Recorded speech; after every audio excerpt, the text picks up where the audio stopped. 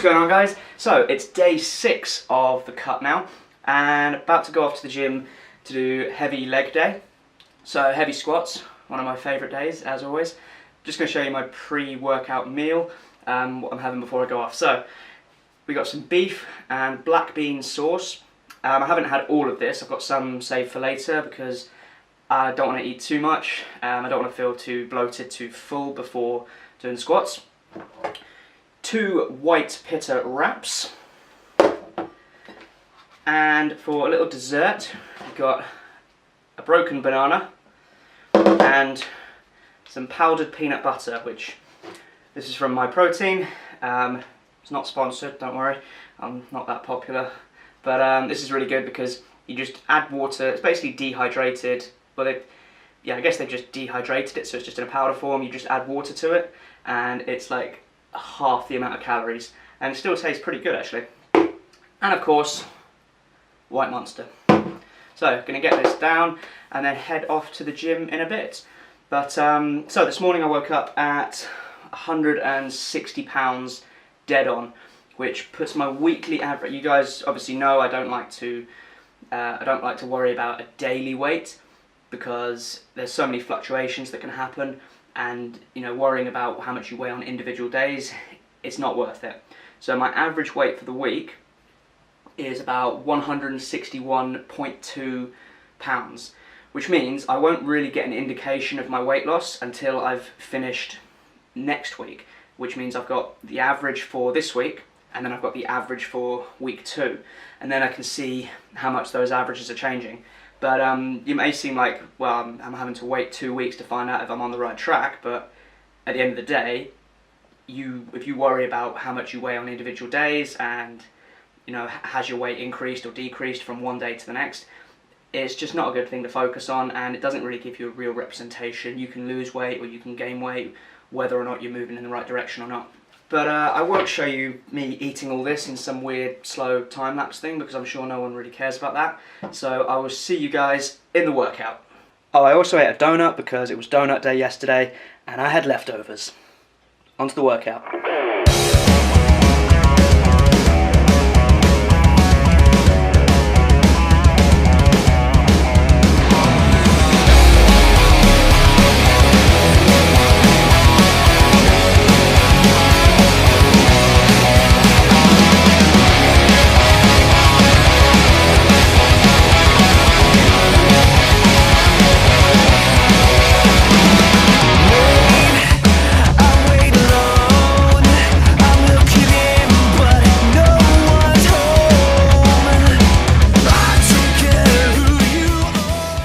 Okay, so we're back for the informational part of this video.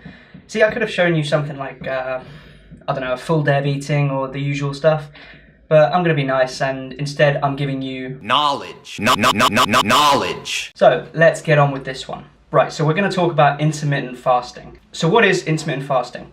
Well, there's a couple of different versions of it. You can have alternate day fasting, you can have time restricted eating, and there's other ones like the 5-2 diet, which have you eat 5 days as much as you want and then 2 days you fast. Effectively, all styles of intermittent fasting revolve around reducing the amount of time where you're eating your food and fitting it all into certain windows. And it's often touted as a much more efficient way to create fat loss and also has numerous health benefits. But before we get into all that, let's look at the idea of different diets in general. So the thing I find funny about intermittent fasting is that several years ago, the whole idea was that we had to eat lots of small meals frequently in order to burn fat better. The idea was the more times you ate food, the more times your metabolism was burning to break down that food and you'd burn more fat throughout the day. And this was believed by so many people. I even followed this style of dieting before and I was convinced that I had to eat 6 small meals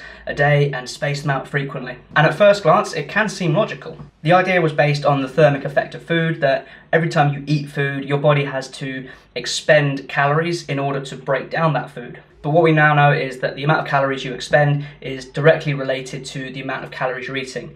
Meaning that if you ate 2,000 calories in a day, you're going to spend a certain amount of energy or calories to break down those 2,000 calories. And it doesn't matter if you eat that 2,000 calories in one go or spaced out. The amount of energy you expend is still going to be the same as long as the total calories are the same. Now, the big difference between this and intermittent fasting is that this style of eating lots of small meals was based on the idea that it was the eating part that was helping you burn more fat.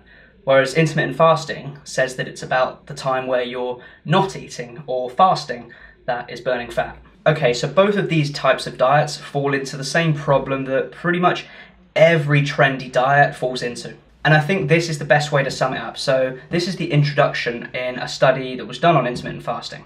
Many diet and exercise trends have origins in legitimate science, though the facts tend to get distorted by the time they achieve mainstream popularity. Benefits are exaggerated, risks are downplayed, science takes a back seat to marketing. And this is so true. Pretty much any diet, and especially with supplements, this is a big thing that happens with supplements, is that anytime there's the hint of scientific evidence pointing towards something achieving a certain outcome, people will jump on board and massively over-exaggerate the benefits. You'll see this all the time with fat loss supplements. As soon as any ingredient shows some hint of evidence that it might help with fat loss, or even if it's not evidence pointing that it has done that, but just some kind of correlation between people who are leaner consuming a certain product, people will jump on board with that, and as it said in that statement, the marketing will take over and science takes a back seat. And this is where you get massive exaggerations of the benefits that you can get from these supplements or diets. And this is one of the reasons why you can't just use one study to prove anything. Studies can be flawed, they can be biased, and even though science is perfect, I'll say that again, science is perfect, we as humans make errors, so our judgment is flawed, the way we conduct these studies, so we're never going to get the perfect answer. And regardless, there are always going to be studies that prove opposite sides of each argument. A really good example for this is keto diets. So there are plenty of studies out there that show evidence that keto is a better alternative for fat loss. But at the same time, there's other studies on the opposite side that show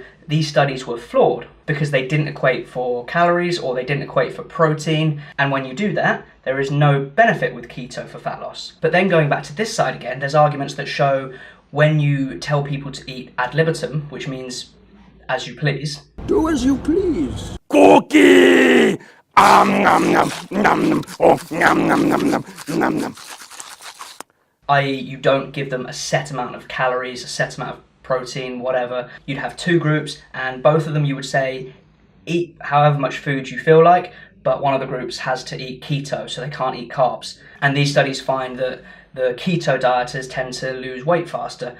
Whether or not that's water weight, that's beside the point, but so that could be showing that when people aren't strictly controlling all their calories and they're just eating as they please, keto might be a better alternative because it makes them feel more full and it helps them stick to a calorie deficit a little bit better. And exactly the same kind of outcome comes across with intermittent fasting. There's always going to be studies that are showing some major benefits, and then there's going to be studies saying, well, these benefits aren't as pronounced as we thought, and maybe these benefits aren't caused by the fasting, maybe it's caused by some other part of the diet. So yeah, you're never going to get a 100% answer, which that's the problem. A lot of these people who put forward a diet idea, whether it be keto, intermittent fasting, paleo, whatever, what they tend to do is wholeheartedly say, yep, this bit of evidence proves it's right, it proves that this is better, no question, end of discussion, next topic. When in truth, that's not the best way to look at things. So a better way to get around this is, instead of just using an individual study,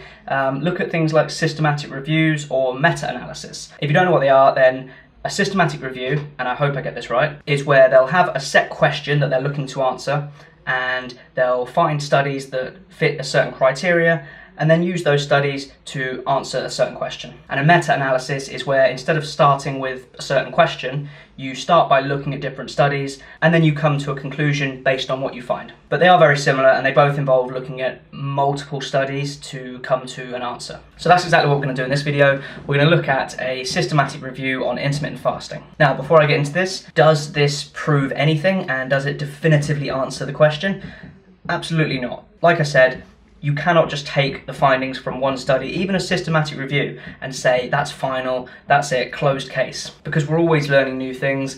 All we can do with this is just look at the evidence and say, this is what it strongly suggests. So this systematic review, I will leave a link down below so you can check it out yourself. It gathered up multiple studies on intermittent fasting, or as they called it in the study, intermittent energy restriction. And its aim was to find out the benefits of intermittent fasting based on the collective data within these studies. But not only that, it looked through, I think it originally had about 800 studies, maybe a bit more than that, and it filtered it down to 129, and then after that it filtered it down by another 120. So they were left with 9 studies that fit specific criteria they were looking for. And one of the things I really like about this systematic review is the studies they looked at had to contain trials of intermittent fasting lasting longer than 6 months. So they weren't just looking at a week or 2 of intermittent fasting. They wanted to see the long-term potential benefits. And they even stated that it was very difficult to find studies that long, and for further research and to further investigate it, they would need to do something like this again with studies longer than 12 months so that they can